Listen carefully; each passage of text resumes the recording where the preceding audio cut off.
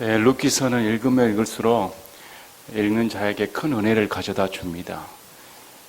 복음의 요약한 짧은 글인데도 불구하고 우리에게 소망을 주는 것은 믿음으로 하나님을 따르는 자에게는 하나님께서 절대적으로 갚아주신다, 보상해 주신다는 겁니다.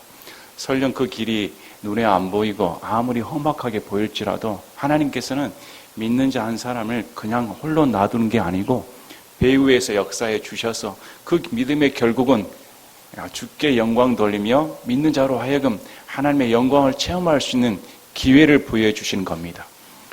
우리에게도 마찬가지입니다. 우리도 룻기를 통해서 룻처럼 단호한 결심을 갖고 하나님을 따른다면 나의 하나님은 그를 신뢰하는 자에게 보상해 주시는 보상의 하나님이시다.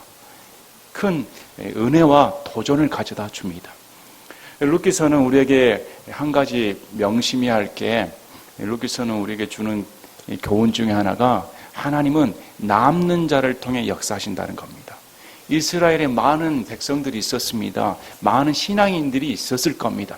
그러나 하나님께서 주목해 보고 간섭을 해주신 가정은 이스라엘에서 이방 땅으로 오히려 율법을 버리고 갔었던, 하나님 앞에 죄악을 저지른 것이죠.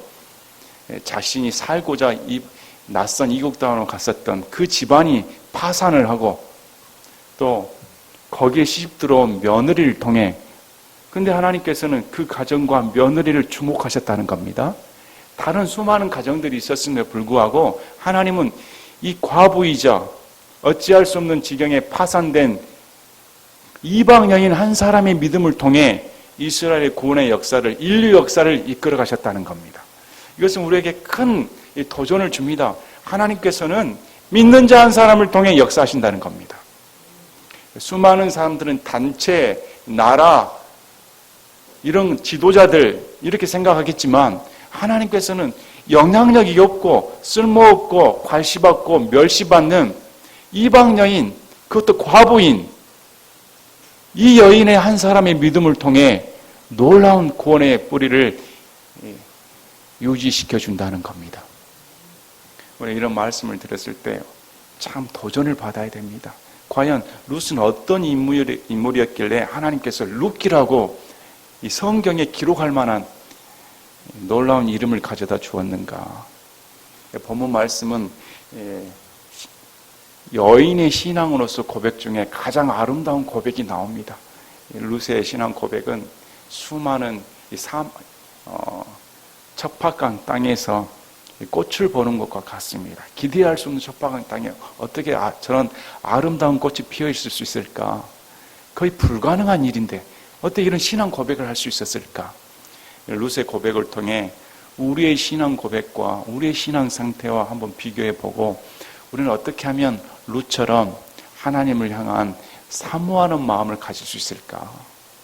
또 진정한 회심은 무엇인가를 가르쳐 줍니다. 수많은 사람들이 믿는다고 따라가지만 과연 참된 회심은 어떤 걸 가리키는가? 룻의 신앙을 통해서 믿는 자가 구주 예수님을 따를 때는 어떠한 자세를 취해야 되는가? 이 짤막한 구절에 다 들어가 있습니다. 지난번 시간에 나오미가 자신을 따라서 유대 땅으로 돌아가려던 오르바와 룻에게 이제 가망이 없기 때문에 나를 따라서는 너에겐 소망이 없다. 재산이 한 푼도 없고 또 아들을 다시 낳을 수도 없으며 아들을 낳은다 한들 그 아들이 자라서 언제 너희와 결혼하겠느냐. 너희들은 나를 따라서는 재혼할 소망이 없다. 자녀를 둘 소망이 없다는 겁니다. 이제 여자로서의 소망이 없기 때문에 또 너희들은 이방 여인이기 때문에 이스라엘 땅, 그것도 폐쇄된 자신들만의 율법을 지키는 그 사회로 들어갔다가는 너희는 따돌림 당하고 멸시당한다. 가시밭길이 훤하다. 지금이 기회이다. 지금 너희 따뜻한 보금자리, 부모님의 가정으로 돌아가서 다시 너희들이 원하는 남편 만나 이 땅에서 새로운 삶을 살아라. 이렇게 배려를 해 주었습니다.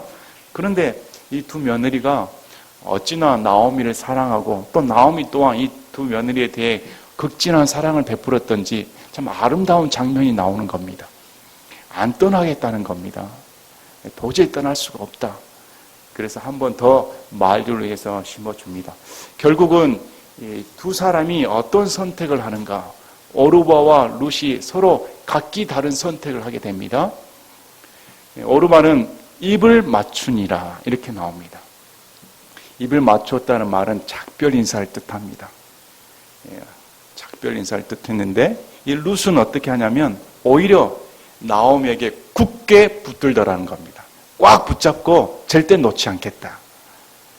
두 사람의 반응이 전혀 다르게 나옵니다. 성경은 이 반응이 어떻게 나와 있는가, 그 원인이 뭔가에 대해서 나오미의 말을 통해 가르쳐 줍니다. 나오미가 돌아간 룻에게, 오르바에게 어떻게 말하냐면 룻기 1장 15절에 보라, 내 동서는 자기 백성과 자기 신들에게로 돌아갔나니. 오르바가 돌아간 이유가 자기 백성과 자기 신들에게 갔다.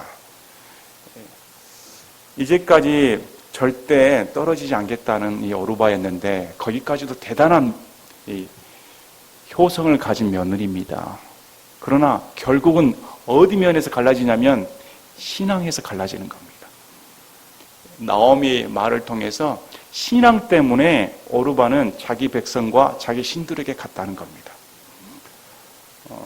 우리는 이 교회는 인정의 모임의 단체가 아닙니다. 사람들은 서로 잘해주고 친절하기 때문에 물론 교회에서도 친절과 인정이 베풀어져야 됩니다. 하나 그걸로 결속된 모임은 결국 신앙의 문제가 결부가 되면 다 떠나버립니다. 룻이 안 떠난 이유가 룻의 고백을 통해 어머니의 하나님이 내 하나님이 될 겁니다. 효성의 밑바탕에 신앙이 있었던 겁니다.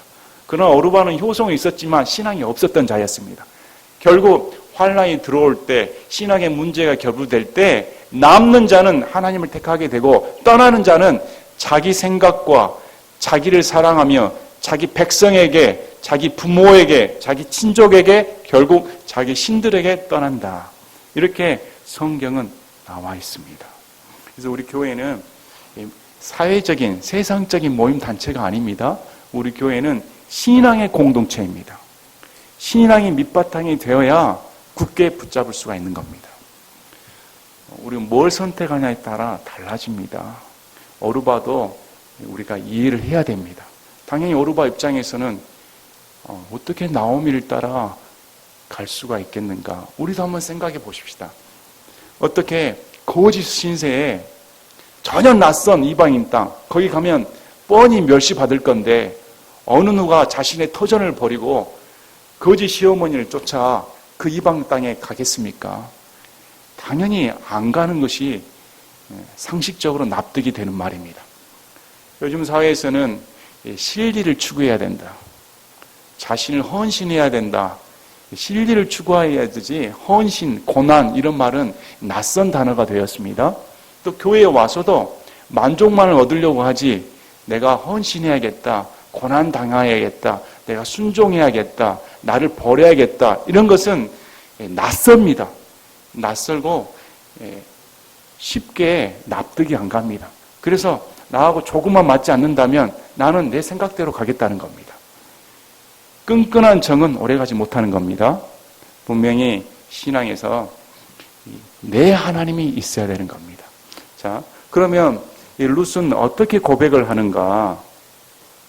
그녀가 또 이르되 너도 내 동서를 따라 돌아가라 했습니다. 16절에 룻이 이르되 나보고 어머니를 떠나며 어머니를 따르지 말고 돌아가라고 강권하지 마소서.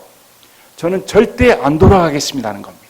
이 안 돌아가겠다는 말은 시어머니 어머니와 평생 동고동락하겠다. 헌신하겠다. 고난에 동참하겠다. 내 모든 터전을 버리고 따라가겠다는 겁니다.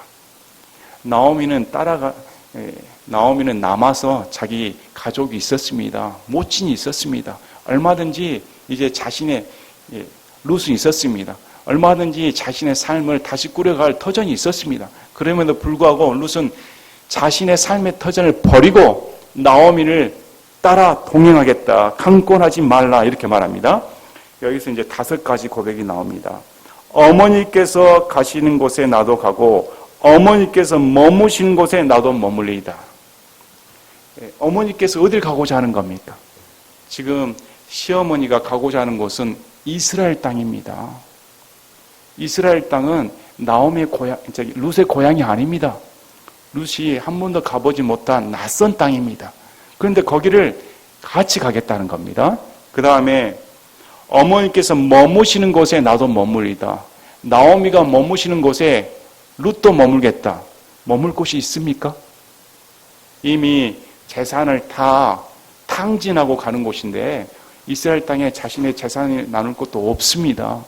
마땅히 머물 것도 없는 겁니다. 그런데도 이 룻은 이 모든 것을 각오하고 나오미와 함께 자신은 이국 땅 거기서 함께 그하고 함께 있겠다. 이렇게 말을 하는 겁니다. 그래서 참된 신앙은 고난에 동참하는 겁니다. 우리 히브리서 11장 모세에 대해서 나옵니다. 히브리서 11장 24절 25절에 믿음으로 모세는 나이가 들었을 때 파라오의 딸의 아들이라 불리는 것을 거절하고 잠시 죄의 쾌락들을 즐기는 것보다 오히려 하나님의 백성과 함께 고난받는 것을 택하였으며 모세는 이집트 땅에서 왕자로 불리우며 얼마든지 떵떵거리며 살 수 있었습니다. 편하게 살 수 있었습니다. 그런데 하나님의 부르심을 받아 광야 땅으로 무려 40년간 고생을 하게 되었습니다. 우리가 합리적인 현대인의 판단에 의하면 누가 선뜻 그런 고난의 길을 선택하겠습니까? 궁전에 남아서 즐길 수 있는 대로 즐기고 평생 사는 게 낫지 어떻게 하나님께서 가라는 곳에 그렇게 믿음으로 선뜻 나가 그렇게 고생할 수가 있다는 겁니까? 그러나 이렇게 하는 이유가 믿음 때문에 잠시 죄의 쾌락들을 즐기는 것보다 하나님의 백성과 함께 고난받는 것을 택했다. 믿음의 사람들은 하나님의 백성과 함께 고난받는 것을 택한다는 겁니다. 교회의 성도들도 그렇게 해야 됩니다. 성도들도 교회에 와서 자신의 만족만을 위해서 자신의 유익만을 챙기기 위해 교회에 나오는 거 아닙니다. 믿음의 사람들은 신앙 공동체에 나와서 하나님의 성도들과 함께 고난받는 것을 택해야 되는 겁니다. 이것이 세상 가운데서 세상 사람들과 함께 어울리며 놀고 먹고 마시고 이것보다 훨씬 즐겁다. 훨씬 귀하다. 이렇게 생각해야 되는 겁니다. 많은 사람들이 밖에 나가서 예수님 믿는 거 부끄러워합니다. 나는 예수님 믿는 것을 감추고 싶어 합니다. 얼마나 부끄러운 일입니까? 오히려 내가 예수님을 믿는 것을 떳떳하게 자랑하고 그것으로 인해 부끄러움을 당한다면 오히려 더 큰 영광인 것이죠. 그들과 함께 세상 사람들과 함께 죄의 쾌락을 누리는 것보다 하나님의 백성과 함께 하나님의 백성이 가는 곳에 가고 머무는 곳에 머물고 하나님의 말씀에 순종해서 신앙생활하는 것이 죄의 쾌락을 누리는 것보다 훨씬 낫다. 이런 믿음의 사람의 결단이 있어야 되는 겁니다. 그래서 룻은 그걸 택했다는 겁니다. 그 다음에 두 번째로 어머니의 백성이 내 백성이 되고 이렇게 말했습니다. 신앙은 나홀로 신앙이 아닌 겁니다. 요즘 사람들은 예수님을 믿었으면 개인적으로 구원받았기 때문에 무슨 교회가 필요한가, 갈 교회도 없기 때문에 그냥 집에서 인터넷으로 예배를 드리고 우리 가정만 예배만 드리면 되지 이렇게 생각하는 경우가 많습니다. 그러나 성경은 그렇게 말하지 않습니다. 교회는 신앙 공동체이기 때문에 신앙이란 것은 신앙의 공동체에 자신을 헌신하는 겁니다. 어머니의 백성이 내 백성이 됐다. 이 말은 어머니처럼 나는 그 백성 가운데 일부분이 되겠습니다. 한 몸이 되겠습니다. 이렇게 말하는 겁니다. 이 룻의 입장에서 한번 생각해 보십시오. 어머니의 백성은 룻을 어떻게 대할까요? 어머니의 이스라엘 백성은 룻을 멸시할 겁니다. 천대할 겁니다. 마음에 들어하지 않을 겁니다. 그런데도 룻은 어머니의 백성이라면 내가 같은 백성으로 생각하겠습니다. 이렇게 말을 한다는 겁니다. 오늘날 성도들은 나하고 마음이 맞지 않으면 나를 멸시하면 내 자존심을 상하게 하면 나를 화나게 하면 금방 돌아서 버립니다. 그러나 룻은 그렇게 생각한 거 아닙니다. 그 백성이 나를 멸시하고 그 백성이 나를 이방인이라고 모멸을 준다 해도 나는 그 백성과 함께 있겠습니다. 여러분, 성도가 이 정도는 돼야 되는 겁니다. 우리 성도들도 어떻게 사람들이 다 마음이 하나가 될 수가 있겠습니까? 서로 마음이 안 드는 사람도 있습니다. 그러나 하나님께서 그 사람을 사랑했기 때문에 우리도 사랑해야 되는 겁니다. 하나님께서 사랑하는 성도들이 모였기 때문에 내 마음과 상관없이 그 사람을 사랑하게끔 대해줘야 되는 겁니다. 그래서 신앙은 철저하게 공동체인 겁니다. 그 사람을 통해 내가 배울 점이 있는 겁니다.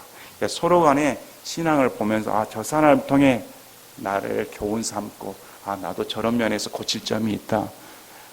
배우지 않은 사람이 어디가 있겠습니까? 누구나 다 장점, 단점이 있는 겁니다. 그런데 룻은 그렇게 말을 했다는 겁니다.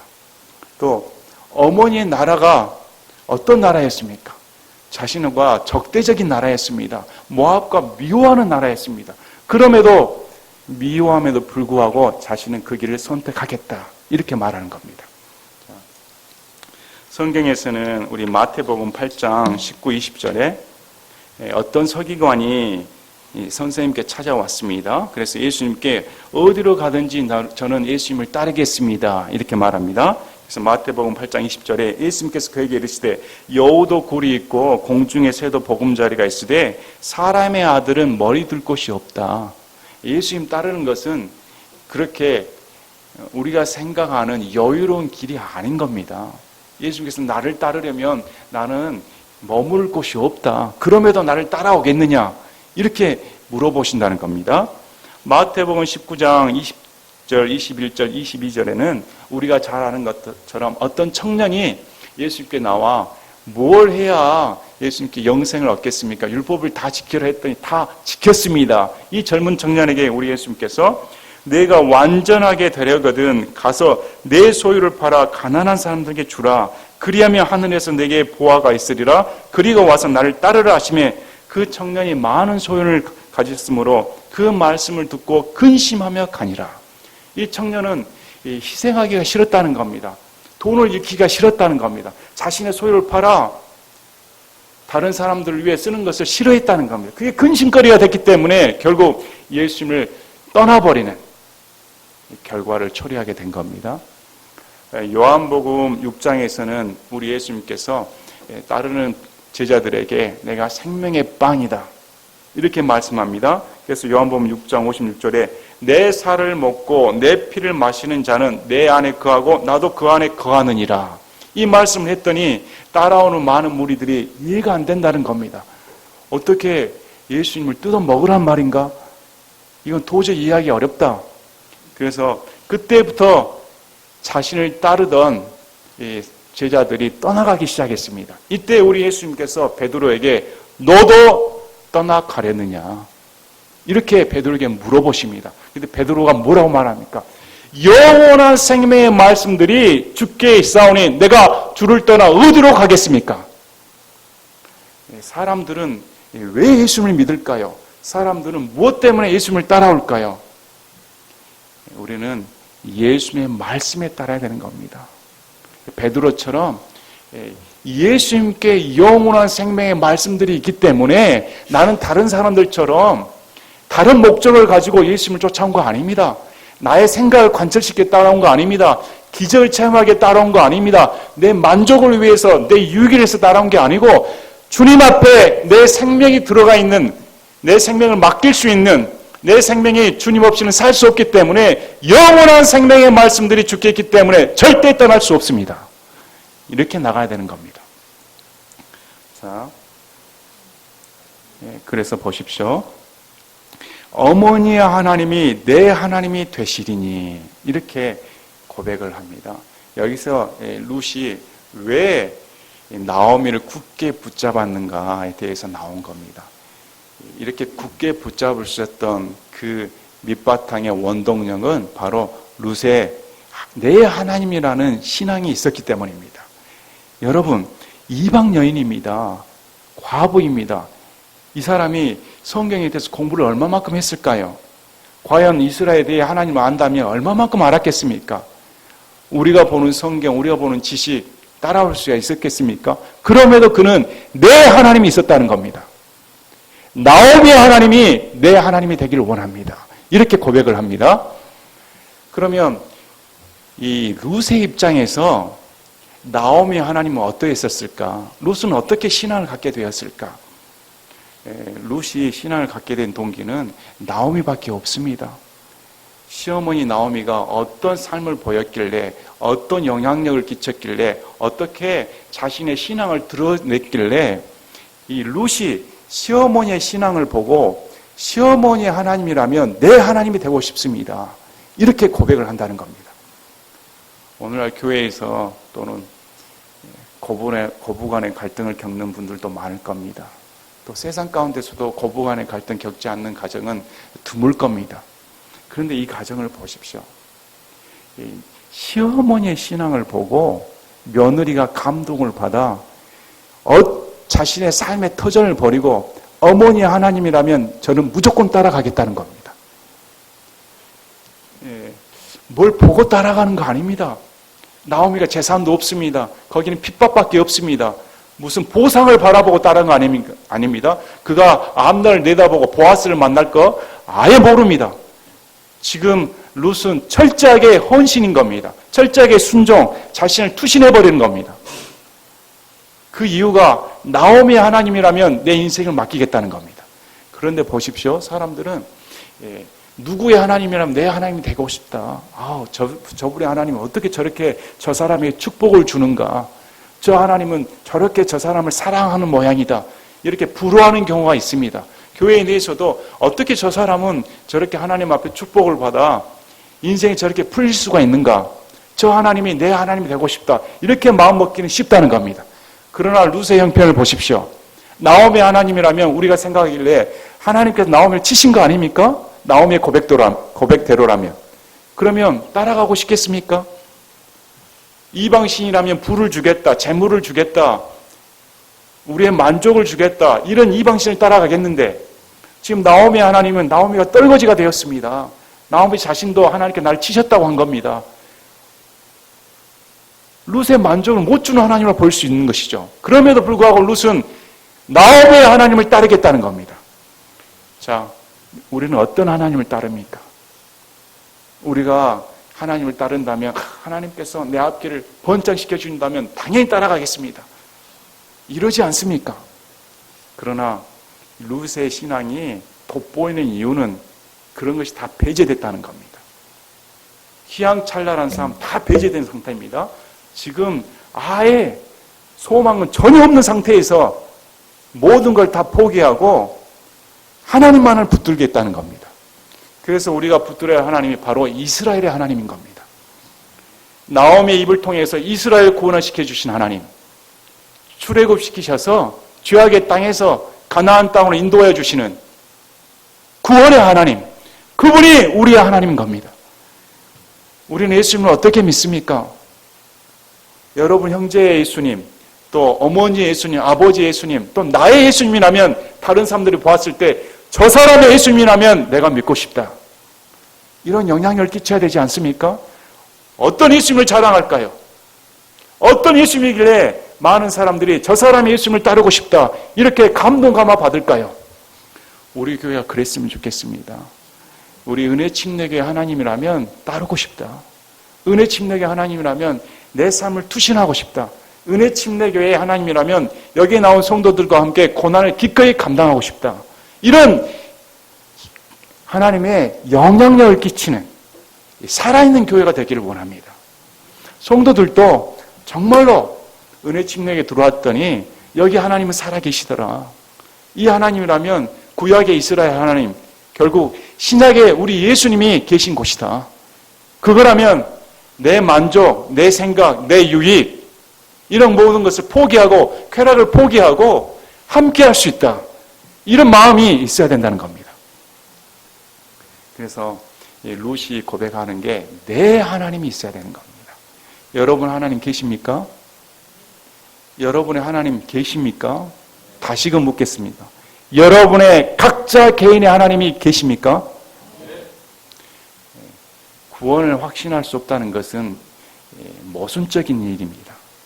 우리는 다시 태어났다면 내가 살아있다는 걸 어떻게 모를 수가 있다는 겁니까? 구원은 구원받은 자가 알아야 되는 겁니다.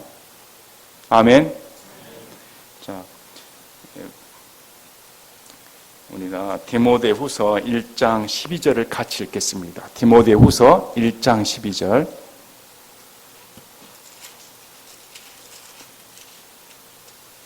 디모데후서 1장 12절입니다.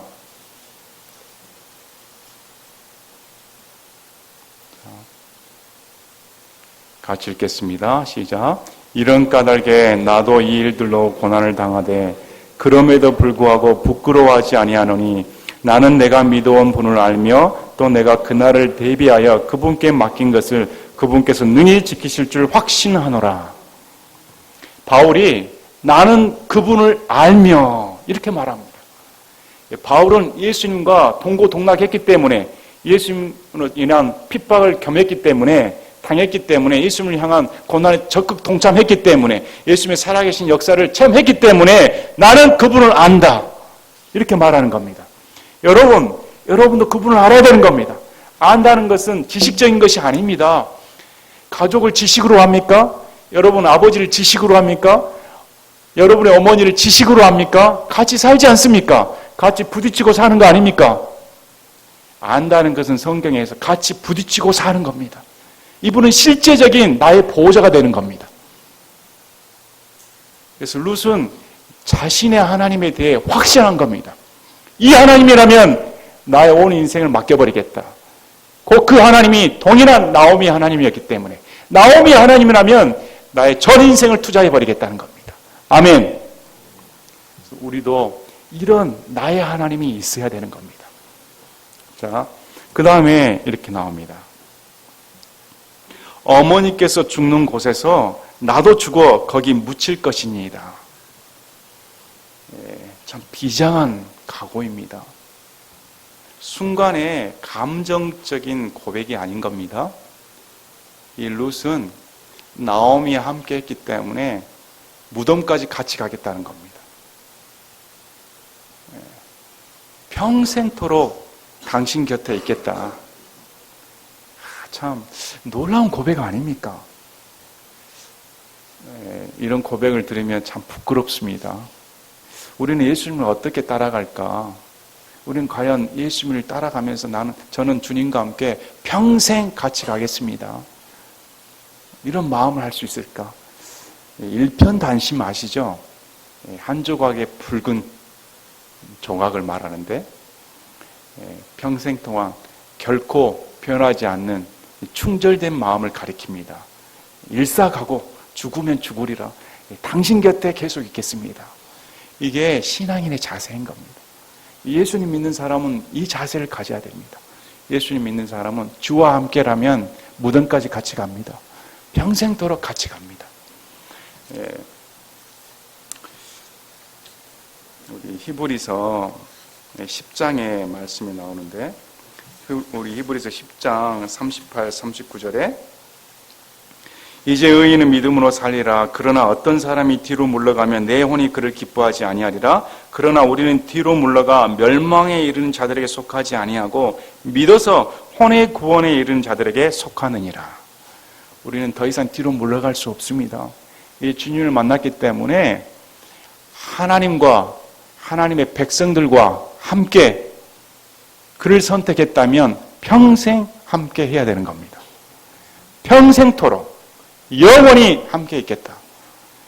나오미는 룻에게 편의를 제공할 수가 없었습니다. 삶의 안전을 보장해 줄 수가 없습니다. 나오미가 룻에게 주는 것이라고는 빈곤밖에 없습니다. 가난밖에 물려줄 게 없습니다. 그럼에도 룻은 나오미를 따라가 평생토록 함께 있겠다는 겁니다. 무엇 때문에? 신앙 때문에. 신앙 때문에 가능하다는 겁니다. 우리에게 이런 신앙이 있을까요?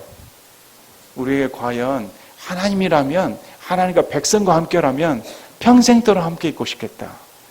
오늘날은 많은 교회 내에서 조그만 생각이 틀리면 등을 돌아버리는 거 쉽게 보지 않습니까? 헌신이란 말은 이제 낯선 단어가 된 겁니다. 그래서 룻의 신앙을 통해서 우리가 배울 수 있는 것은 진정한 헌신, 진정한 신앙인의 자세가 무엇인가 다시금 생각해 봐야 되는 겁니다. 나오미의 하나님이 내 하나님인 것처럼 나오미의 백성과 함께 영원히 함께 거하겠다. 이렇게 룻이 고백합니다. 그러면서 만일 죽는 일 외에 어떤 다른 것이 나와 어머니를 갈라놓으면 주께서 내게 벌을 내리시고 더 내리시기를 원하나이다. 이게 엄숙한 서약을 말합니다. 맹세이죠. 맹세가 죽음 외에는 갈라놓을 수가 없다는 겁니다. 죽음까지 불사하겠다. 지금 룻의 고백을 들어오니 무슨 여전사 같지 않습니까? 어떻게 이렇게 비장할 수가 있는가? 교회 구성원이 되는 것이 이 정도 돼야 된다는 겁니다. 교회에 들어올 때 구성원의 자세가, 성도들의 자세가 죽음 외에는 갈라놓을 수 없을 정도의 엄숙한 맹세를 하고 들어와야 되는 겁니다. 그만한 각오가 없이는 교회 구성원이 어렵다는 것이죠. 오늘날의 교회 구성원과 신약의 구약의 룻이 말하는 것과는 많은 차이가 있습니다. 사상의 차이, 신앙의 차이가 많이 드러납니다. 그래서 나오미 통해서 뒷장에 보면 이렇게 나옵니다. 7 아들보다 이방 여인 한 며느리가 훨씬 낫다. 얼마나 멋진 표현입니까? 제가 근 5년간 벌써 성경 모임을 토대로 해서 모인 지, 이제 교회를 이룬 지가 벌써 5년이 지났습니다. 여기 남아있는 분들을 보니 참 감사하다 생각이 듭니다. 이 좁은 길, 저도 킹제임스 음정의 성경을 믿고 또 이런 교리를 가르치다 보니까 수많은 사람들이 좋아하는 길을 따르지 않고 너무 좁은 길이다. 또 말씀 전하는 것도 부드럽고 그냥 누구나 입맛에 당기는 위로해주는 말씀만 전한다면 많은 오해와 부딪힘이 없이 그래도 더 성도들이 늘었겠다 이런 생각도 듭니다. 그러나 하나님께서 세우신 것은 생명의 말씀들이 가감없이 전해져야 되기 때문에 하나님의 말씀은 말씀에 생명력이 있기 때문에 어찌할 수가 없는 겁니다. 그런데 여기에 동의하시고 영암에서도 오시고 광양에서도 오시고 강진에서도 오시고 담양에서도 오시고 먼 곳에서 어떻게 그렇게 오실 수가 있을까? 아침에 일어나려면 저보다 먼저 훨씬 일찍 일어나셨을 겁니다. 빨리 차비를 하시고 마음 분주한데 그 먼 거리를 달려오시는 걸 생각하면 이 목사로서 어떻게 해야 될까? 감사하기도 합니다. 우리 교회와 동고동락하고자 수많은 교회, 편한 교회가 많음에도 불구하고 이 교회를 택하여서 온 자체가 참 믿음의 사람이다 이렇게 여겨집니다. 이 공동체가 그래서 귀한 겁니다. 서로 보면서 도전을 받습니다. 저분은 어떤 것을 위해서 이 교회에 오셨는가?